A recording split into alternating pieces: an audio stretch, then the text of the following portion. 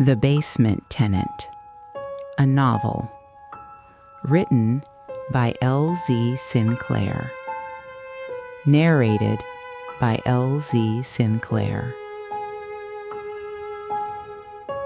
Chapter 6, What the Walls Remember. October 3rd. They brought me here on a Thursday.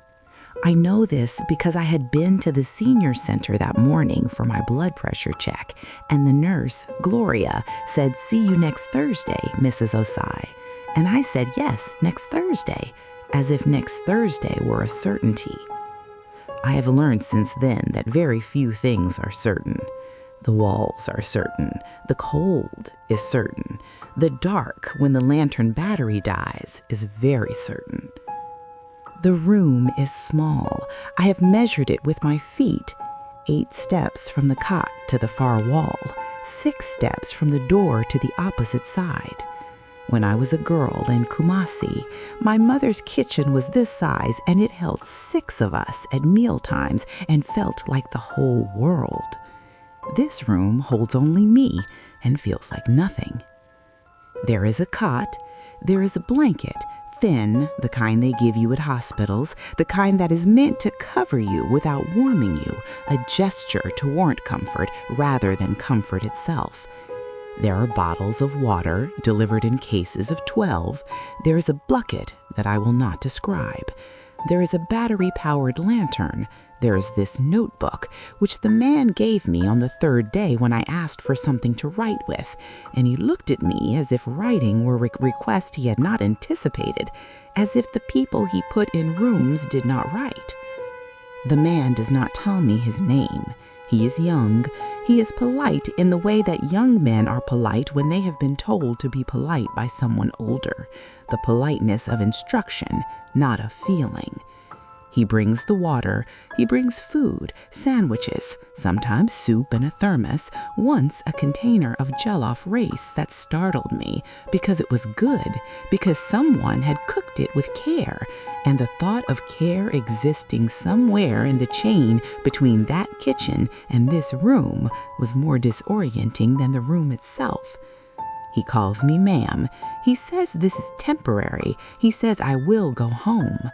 I do not believe him, but I also do not believe him, because disbelief requires energy, and I am learning to conserve. October 17th. The man in the suit came twice before they brought me here. The first time was in August, a Tuesday.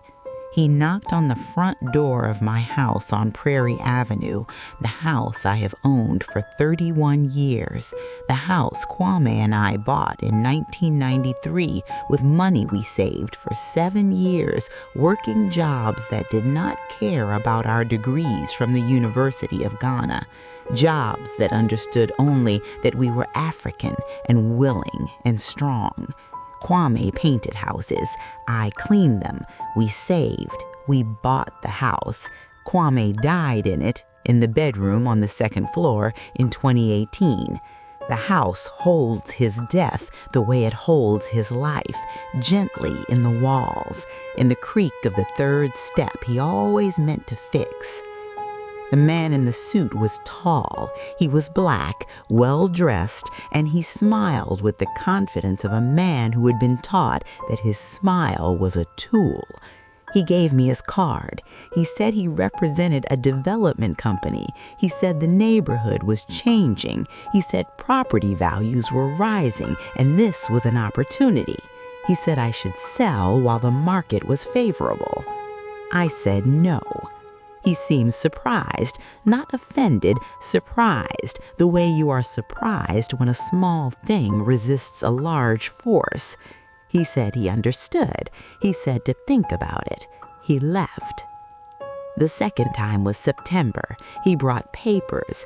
The papers were dense with legal language, the language of people who use words to obscure rather than reveal. The papers said I would transfer the property to a company called Lakefront Redevelopment Partners. The price was $340,000. My house is worth more than $500,000. I know this because I am not a fool and because Kwame taught me to know what things were worth, especially the things that other people wanted to take from you. I said no again.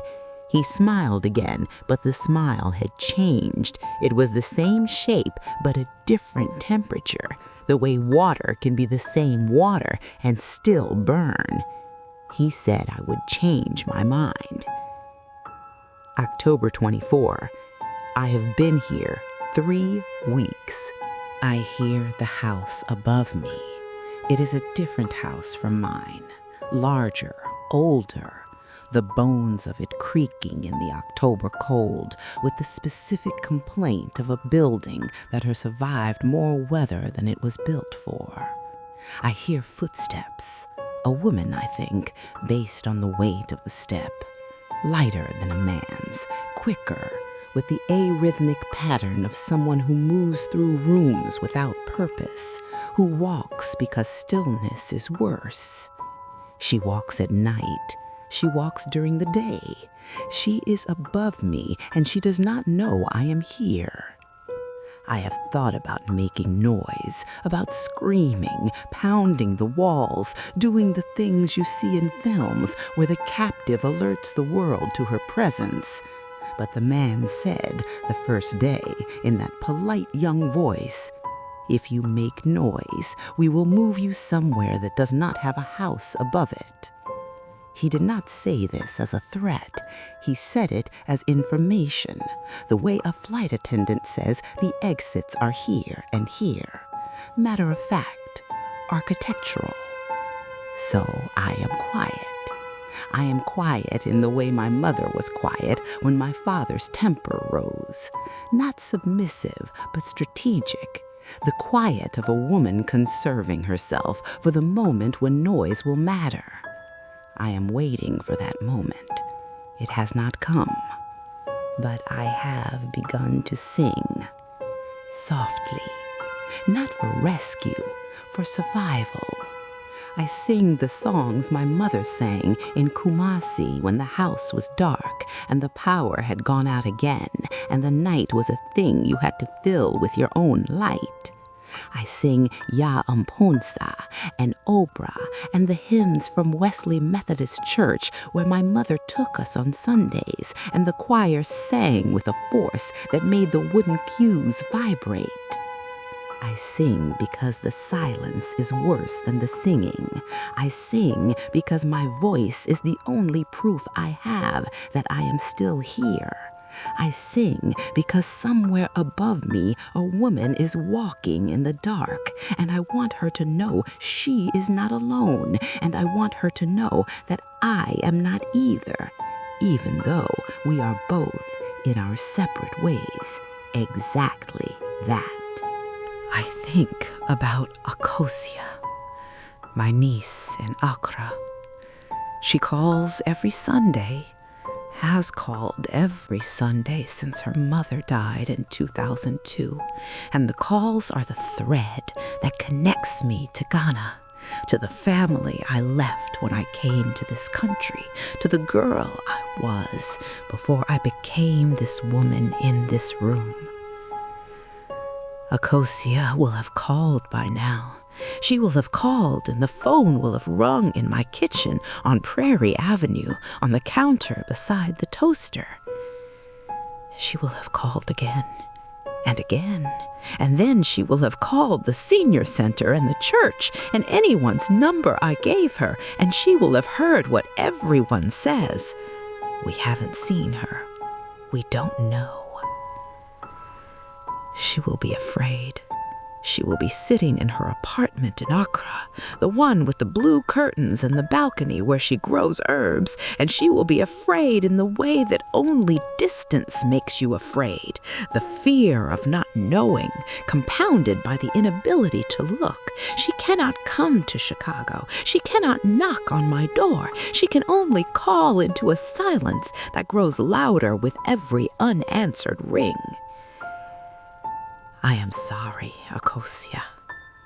I am here, I am alive. I am in a room that I did not choose, writing words that I pray someone will find. And in the meantime, I will count the days, because counting is the arithmetic of survival, and survival is the only mathematics I have left. The end. You have been listening to The Basement Tenant, written by L.V. Sinclaire, narrated by L.V. Sinclaire. Thank you for listening.